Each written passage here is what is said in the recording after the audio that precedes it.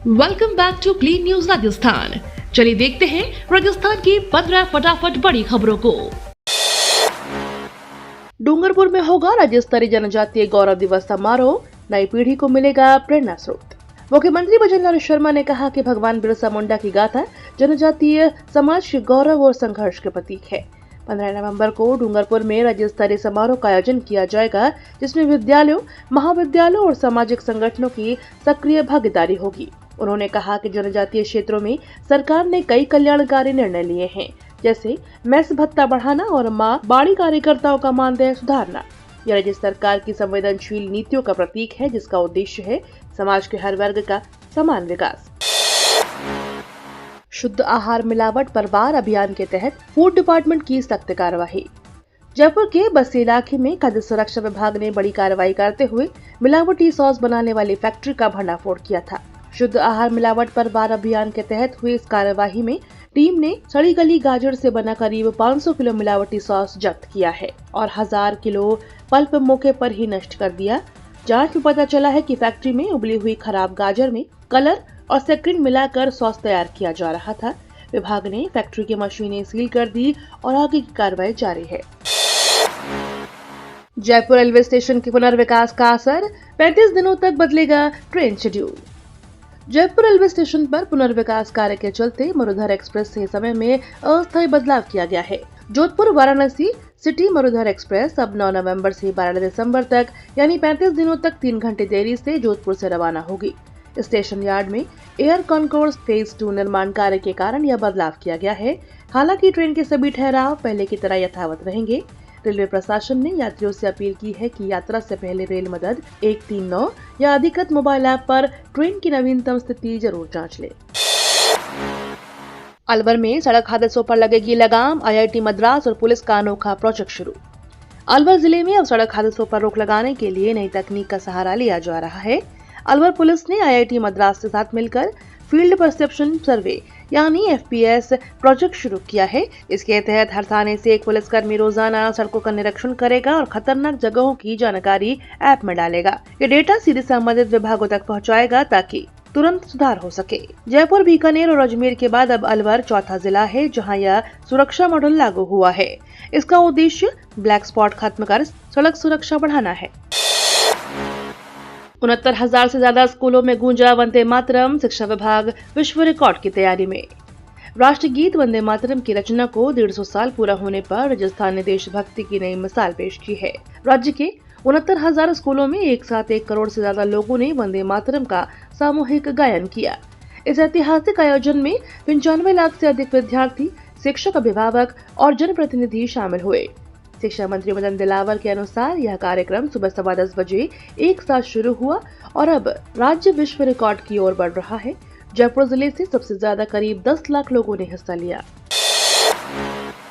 वंदे मातरम के 150 साल पर सियासत तेज, कांग्रेस ने भाजपा पर लगाया परंपरा छीनने का आरोप। राष्ट्रगीत वंदे मातरम के 150 साल पूरा होने पर हुए आयोजनों को लेकर राजस्थान के पूर्व मुख्यमंत्री अशोक गहलोत ने भाजपा पर बड़ा हमला बोला है।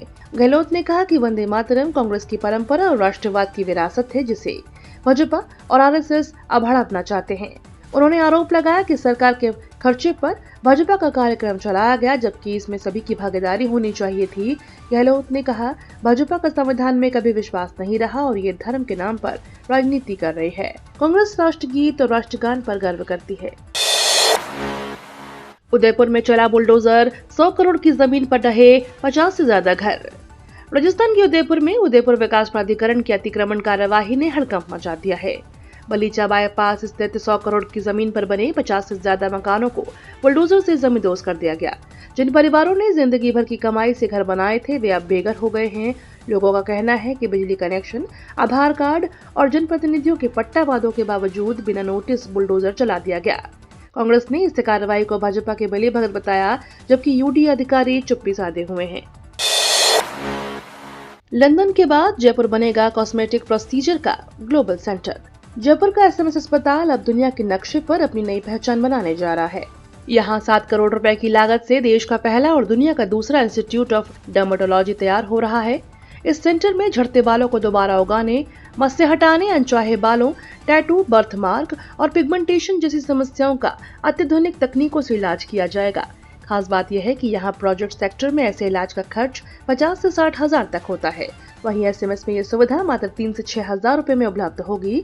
सेंटर जनवरी 2026 तक शुरू हो जाएगा। 6 जिलों के 8 लाख किसानों को मिलेगा अतिवृष्टि से नुकसान का मुआवजा। राजस्थान के किसानों के लिए बड़ी राहत की खबर है। मुख्यमंत्री भजनलाल शर्मा ने अतिवृष्टि से खराब हुई खरीफ फसलों के नुकसान पर कृषि अनुदान को स्वीकृति दे दी है। इस निर्णय से 6 जिलों के 961 गाँव के करीब 8 लाख किसानों को मुआवजे का लाभ मिलेगा। सरकार ने इन गाँव को अभावग्रस्त घोषित कर एसडीआरएफ से अनुदान वितरण की मंजूरी दी है। प्रभावित जिलों में अजमेर, अलवर, झुंझुनू, कोटा, पाली और बांसवाड़ा शामिल है। जिन किसानों को फसलों में 30% से अधिक नुकसान हुआ है, उन्हें मुआवजा राशि दी जाएगी। यह निर्णय किसानों के लिए बड़ी राहत लेकर आया है। राजस्थान में पंचायत और निकाय चुनाव से हटेगी 2 बच्चों की पाबंदी। राजस्थान में पंचायत और निकाय चुनावों से जुड़ा बड़ा बदलाव होने जा रहा है। सरकार अब 2 बच्चों की अनिवार्यता खत्म करने की तैयारी में है। सूत्रों के अनुसार इस महीने के अंत तक अध्यादेश लाया जा सकता है। इस संशोधन के बाद 1995 के लागू यह नियम खत्म हो जाएगा, जिसके तहत 2 से अधिक बच्चों वाले उम्मीदवार चुनाव नहीं लड़ सकते थे। अब 3 या उससे अधिक बच्चों वाले नेता भी सरपंच से लेकर चेयरमैन तक का चुनाव लड़ सकेंगे। माना जा रहा है कि इस फैसले से राज्य की ग्रामीण और शहरी राजनीति में बड़ा बदलाव आएगा और कई पुराने नेता फिर से सक्रिय हो सकेंगे। 15 नवंबर से जयपुर दिल्ली हाईवे सहित देश भर में लागू होगी नई व्यवस्था। वाहन चालकों के लिए बड़ी राहत की खबर है। अब फास्टैग न होने, ब्लॉक होने या बैलेंस खत्म होने पर आपको दुगना टोल नहीं देना पड़ेगा। एनएचएआई की नई व्यवस्था के तहत 15 नवंबर से सिर्फ 25% अतिरिक्त शुल्क लिया जाएगा, बशर्ते भुगतान यूपीआई से किया जाए। यानी अगर टोल 100 रुपए का है तो अब 125 रुपए देकर आप आगे बढ़ सकेंगे। यह सुविधा जयपुर दिल्ली हाईवे समेत देश भर के टोल प्लाजाओं पर लागू रहेगी। डिजिटल भुगतान से न केवल ट्रैफिक सुचारू होगा, बल्कि लंबी कतारों से भी राहत मिलेगी। एनएचएआई ने सभी प्रमुख टोल प्लाजाओं पर तैयारी शुरू कर दी है। अब 10 नवंबर तक कर सकेंगे ऑनलाइन आवेदन। 19 नवंबर को निकलेगी लॉटरी। जयपुर विकास प्राधिकरण ने सरदार वल्लभ भाई पटेल आवासीय योजना के ऑनलाइन आवेदन की अंतिम तिथि बढ़ा दी है। अब इच्छुक आवेदन 10 नवंबर शाम 6 बजे तक आवेदन कर सकेंगे। पहले यह तिथि 7 नवंबर थी, लेकिन अधिक आवेदन और आमजन की सुविधा को देखते हुए यह निर्णय लिया गया है। योजना के भूखंडों का आवंटन 19 नवंबर को लॉटरी के माध्यम से किया जाएगा। यह योजना चौखा क्षेत्र में विकसित की जा रही है, जिसमें पार्क, व्यवसायिक क्षेत्र और कम्युनिटी सुविधाओं जैसी आधुनिक व्यवस्थाएं होंगी। घर का सपना देखने वालों के लिए आखिरी मौका है। आवेदन करें जेडीए की आधिकारिक वेबसाइट पर।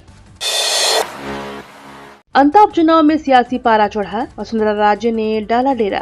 12 जिले की अंता विधानसभा सीट पर उपचुनाव जैसे जैसे नजदीक आ रहा है, सियासी सरगर्मियां तेज हो गई हैं। भाजपा की ओर से पूर्व मुख्यमंत्री वसुंधरा राजे ने अंता में डेरा डाल रखा है और लगातार बूथ कार्यकर्ताओं के साथ बैठकें कर रही हैं। वहीं कांग्रेस की तरफ से नेता प्रतिपक्ष टीकाराम जूली मैदान में उतर चुके हैं और गाँव-गाँव जाकर समर्थन जुटा रहे हैं। मुख्यमंत्री भजनलाल शर्मा की सभा और सचिन पायलट के रोड शो से मुकाबला और दिलचस्प हो गया है। 11 नवम्बर को होने वाला मतदान अब राज्य स्तरीय प्रतिष्ठा की जंग बन गया है, जहां हर वोट बेहद अहम साबित होगा। थार रेगिस्तान में गरजी भारतीय सेना, त्रिशूल अभ्यास में रैप्टर ब्रिगेड ने दिखाई ताकत। थार रेगिस्तान की तपती रेत इस वक्त भारतीय सेना के पराक्रम की गवाह बन चुकी है। सौदर्न कमांड के तहत चल रहे त्रिशूल अभ्यास में रैप्टर ब्रिगेड ने अपनी युद्ध क्षमता का जोरदार प्रदर्शन किया। मारो ज्वाला और अखंड प्रहार जैसे हाई टेम्पो ऑपरेशनों में सेना ने हवाई निगरानी, हेलीकॉप्टर मिशन और रियल टाइम डेटा लिंक के साथ बेहतरीन तालमेल दिखाया।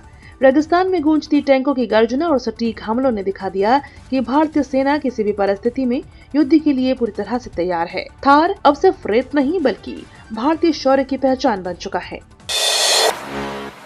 पूर्व विधायक का परपोता निकला टीटीपी से जुड़ा, 4 साल से आतंकी कमांडर से कर रहा था संपर्क। राजस्थान से अफगानिस्तान तक फैली आतंकी साजिश का पर्दाफाश हुआ है। एटीएस ने सांचौर के मौलवी ओसामा उमर को गिरफ्तार किया है, जिसके तहत सीधे तहरीक-ए-तालिबान पाकिस्तान टीटीपी के टॉप कमांडर से जुड़े मिले हैं। ओसामा, जो एक पूर्व विधायक का पड़पोता है, पिछले 4 सालों से आतंकियों के संपर्क में था और दुबई के रास्ते अफगानिस्तान भागने की फिराक में था। पूछताछ में सामने आया कि वह 4 अन्य मौलानाओं को भी कट्टरपंथ की राह पर धकेल रहा था। अब एनआईए और आईबी की टीमें ओसामा से पूछताछ कर रही है। राजस्थान ATS ने साफ संदेश दिया है, कट्टरवाद को जड़ से खत्म करने की जंग जारी है। ये तो थी राजस्थान की बड़ी खबरें। रोजाना सबसे पहले अपडेट पाने के लिए क्लीन न्यूज राजस्थान को अभी सब्सक्राइब करें।